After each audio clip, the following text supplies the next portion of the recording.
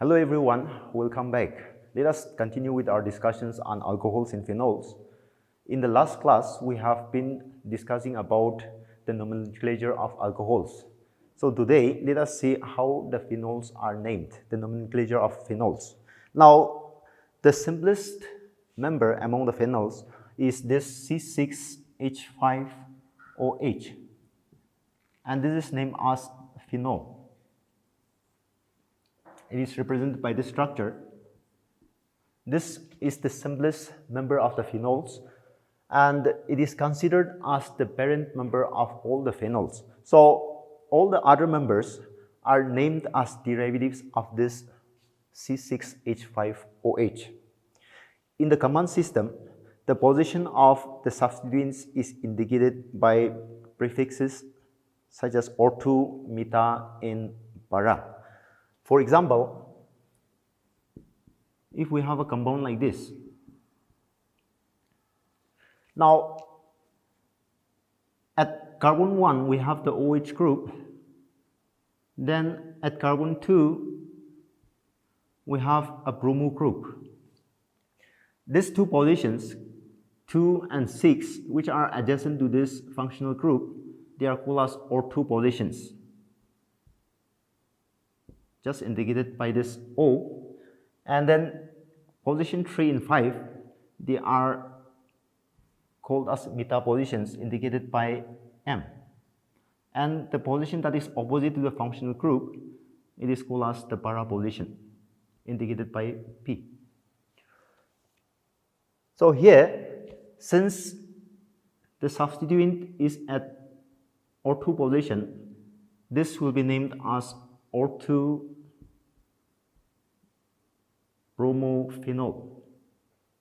If this bromine or bromo group is at carbon 3, then it will be at meta position. It will be named as meta bromophenol. If it is at carbon 4, that will be at para position. So it will be named as para bromophenol, and so on. So in command system, we use these prefixes ortho, meta, and para to indicate the position of the substituent. In IUPAC system, relative position of the substituents are indicated by numbers. Instead of these prefixes ortho, meta, and para, we use numbers to indicate the position of this functional group as well as the substituents. So this will be named as 2-bromophenol. Instead of ortho-bromophenol, we will name it as 2-bromophenol. This to indicate that the bromo group is at carbon 2. Now, many phenols are known by their distinctive common names. For example, hydroxy derivatives of toluene are called cresols. Toluene is C6H5CH3, represented like this.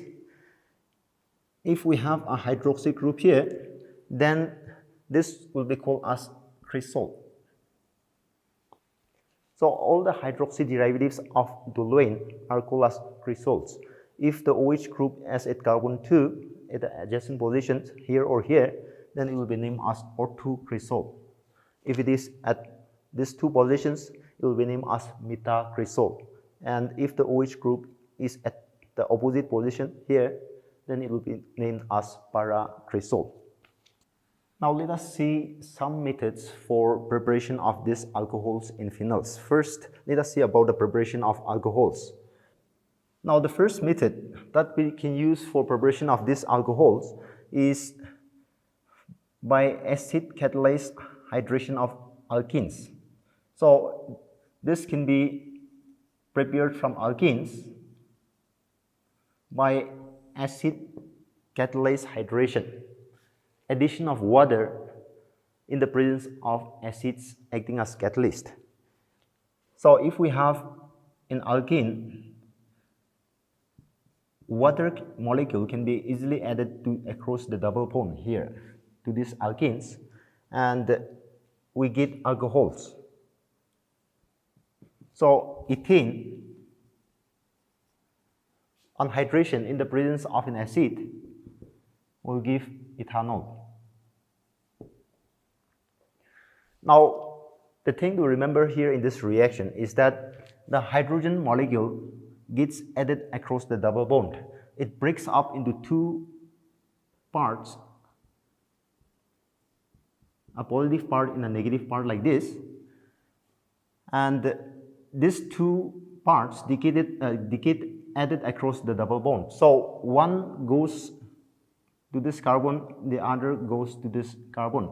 So in symmetrical molecules like ethane, the hydrogen ion can go anywhere, OH ion can go anywhere, because both these carbons, their positions are similar. But if we have unsymmetrical alkenes like propane, then the addition of water in the presence of acids takes place according to Markovnikov's rule. According to Markovnikov's rule, the negative part of the addendum goes to the carbon with less number of hydrogens. Now, addition of these ions, they will take place across the double bond here. So they will be added to these two carbons that are joined by the double bond.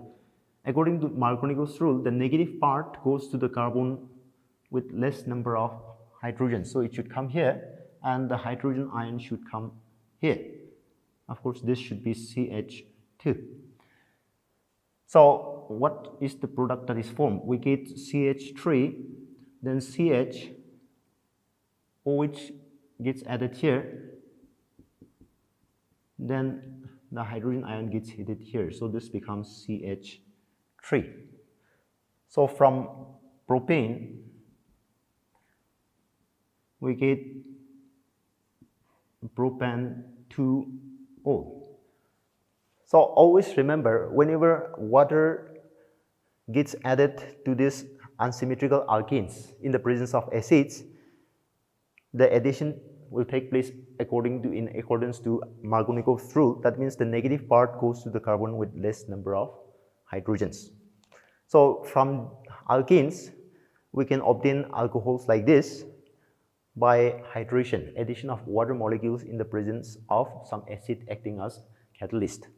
Now, from alkenes, we can obtain alcohols by treating these alkenes with diborane also. So I want you to look up the part where alkenes are treated with diborane to obtain alcohol. See how the reaction takes place there. Now, the next method for preparation of these alcohols is by reduction of aldehydes in ketones. So the second method is reduction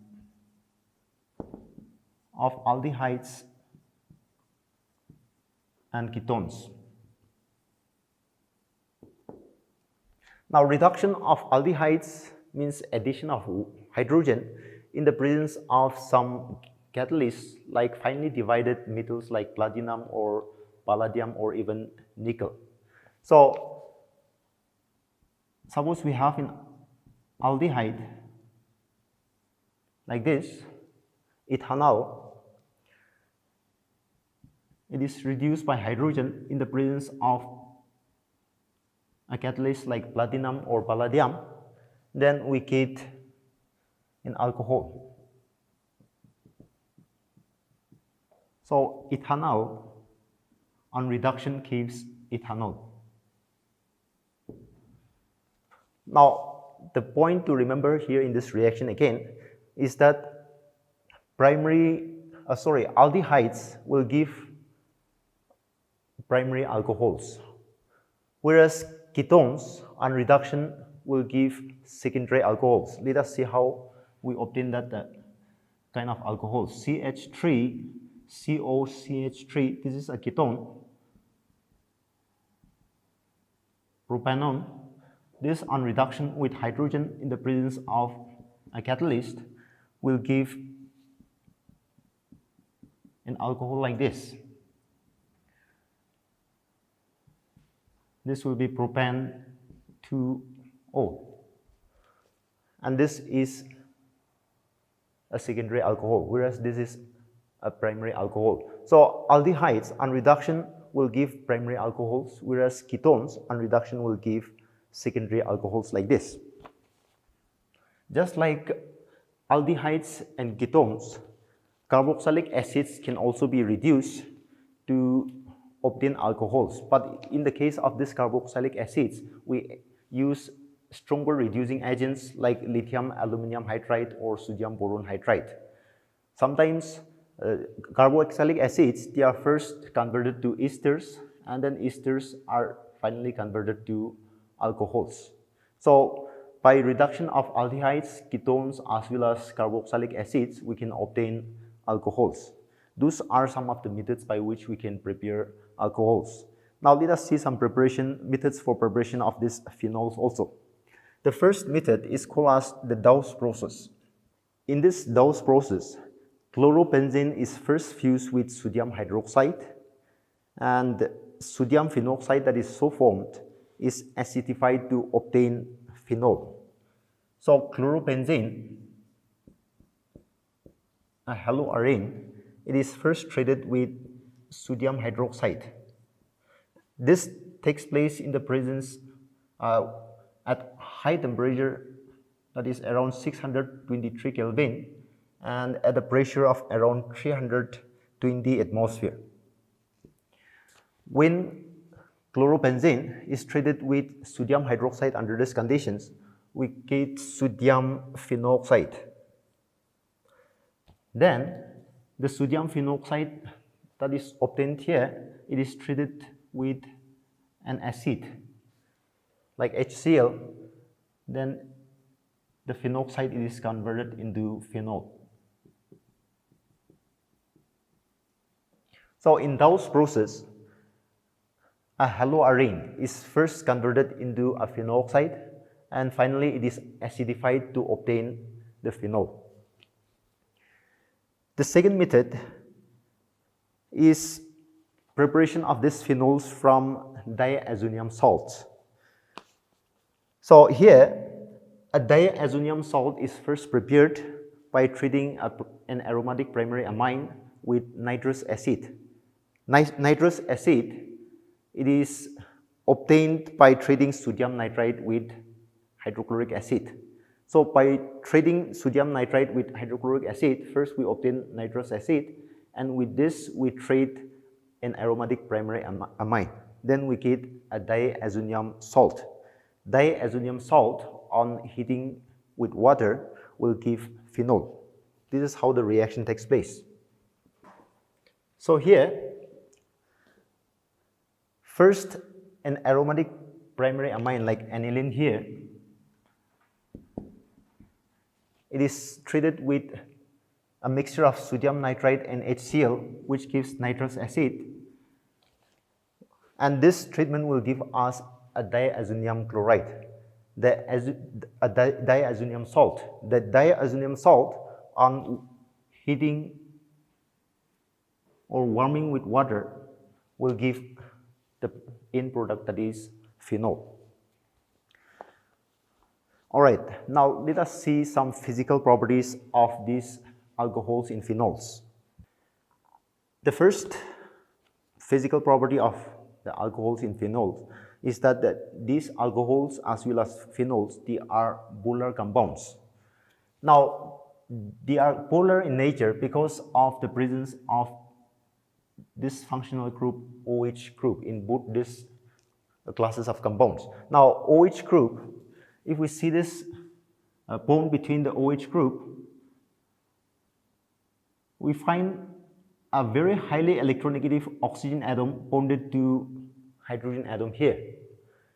Now, due to the high electronegativity of the oxygen atom, it attracts the shared pair of electrons towards itself, and therefore the electrons that are forming this bond, they move more towards oxygen. They will be shared between the two atoms, but they are more towards the oxygen atom, being more electronegative. Due to that, this attains a very small negative charge, and since the electrons have moved away, hydrogen attains a slight positive charge. These are very, very small charges, but they are developed here between these two atoms. And due to development of charges here, the OH bond becomes polar. And due to this, the alcohols and phenols, since they both have these OH groups, both groups of compounds, they are polar in nature. That is one physical property of the alcohols and phenols. The second property is about their boiling points. Now remember, boiling point of a compound will be high if the intermolecular forces of attraction is very strong. If intermolecular forces of attraction are weak between the molecules, then boiling point will be low. So here, for these alcohols and phenols also, the boiling points of both alcohols and phenols increase with increase in the number of carbon atoms. Suppose we take CH3OH methanol, then C2H5OH, then C3H7OH. If we see these three alcohols, this has only one carbon, this has two, this has three carbons. With the number of increasing the number of carbon atoms, the carbon chain, the hydrocarbon chain increases, and when the chain becomes longer, the surface area increases. With increase in surface area, the magnitude of van der Waals forces of attraction becomes stronger or more. Therefore, when the number of carbon atom increases, not only the molecular mass increases, but also the surface area increases, the van der Waals forces of attraction increases, and therefore boiling point increases. So among these three, this will have the highest boiling point. This is true for both alcohols as well as phenols. With increase in the number of carbon atoms in the chain, the boiling point will increase.